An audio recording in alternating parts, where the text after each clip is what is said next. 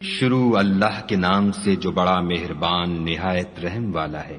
بے شک انسان پر زمانے میں ایک ایسا وقت بھی آ چکا ہے کہ وہ کوئی چیز قابل ذکر نہ تھا۔ ہم نے انسان کو نطفہ مخلوط سے پیدا کیا تاکہ اسے آزمائیں، تو ہم نے اس کو سنتا دیکھتا بنایا اور اسے رستہ بھی دکھا دیا۔ اب وہ خواہ شکر گزار ہو خواہ ناشکرا۔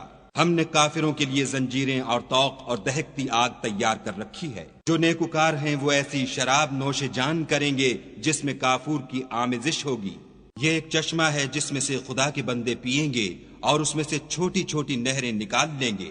یہ لوگ نظریں پوری کرتے ہیں اور اس دن سے جس کی سختی پھیل رہی ہوگی خوف رکھتے ہیں، اور باوجود کہ ان کو خود طعام کی خواہش اور حاجت ہے، فقیروں اور یتیموں اور قیدیوں کو کھلاتے ہیں، اور کہتے ہیں کہ ہم تم کو خالص خدا کے لیے کھلاتے ہیں، نہ تم سے عوض کے خواستگار ہیں نہ شکر گزاری کے طلبگار۔ ہم کو اپنے پروردگار سے اس دن کا ڈر لگتا ہے جو چہروں کو کرہ المنظر اور دلوں کو سخت مضطر کر دینے والا ہے۔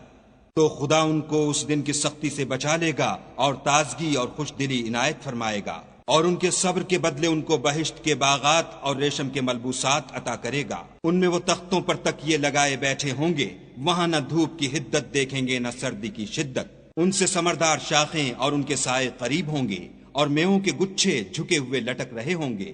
خدام چاندی کے باسن لیے ہوئے ان کے ارد گرد پھریں گے، اور شیشے کے نہایت شفاف گلاس، اور شیشے بھی چاندی کے جو ٹھیک اندازے کے مطابق بنائے گئے ہیں، اور وہاں ان کو ایسی شراب بھی پلائی جائے گی جس میں سونٹ کی آمیزش ہوگی۔ یہ بہشت میں ایک چشمہ ہے جس کا نام سلسبیل ہے، اور ان کے پاس لڑکے آتے جاتے ہوں گے جو ہمیشہ ایک ہی حالت پر آئیں گے۔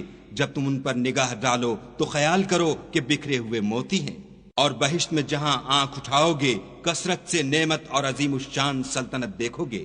ان کے بدنوں پر دیبائے سبز اور اطلس کے کپڑے ہوں گے، اور انہیں چاندی کے کنگن پہنائے جائیں گے، اور ان کا پروردگار ان کو نہایت پاکیزہ شراب پلائے گا۔